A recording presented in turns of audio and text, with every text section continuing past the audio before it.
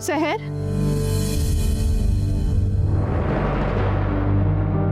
कहाँ थी तुम? जुबैर के पास। क्या कहा तुमने जुबैर से? यही कि उसकी मेरे साथ मंगनी हो चुकी है। मैंने तुम्हें मना किया था ना कि उससे ऐसी वैसी कोई बात मत करना। तो मैं क्या करूँ मम्मी? आपकी तरह बैठ के तमाशा देखूं? तो तुम्हें क्या लगता है अब ये सब कुछ करने के बाद हर चीज तुम्हारे मुताबिक हो जाएगी? कम से कम मुझे अफसोस तो नहीं होगा कि मैंने कुछ किया नहीं। सहर, सहर,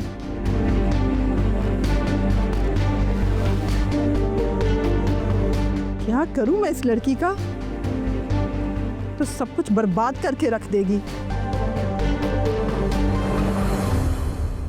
अम्मी, आपने कभी राबिया आंटी से मेरी शादी की बात की है? मुझे तो याद नहीं पड़ता। हाँ, कभी हंसी मजाक में अगर करती हो तो कुछ कह नहीं सकती। अब राबिया आंटी इस बात को लेकर बैठी हुई हैं और सहर भी। कितनी अजीब बात है। राबिया की अकल को क्या हो गया? क्या वो देख नहीं रही है रिश्ता कितना मिसमैच है? अब वैसे भी हम इतने सालों से यहाँ रह रहे हैं, मैंने कभी उसे ये बात की ही नहीं दोबारा।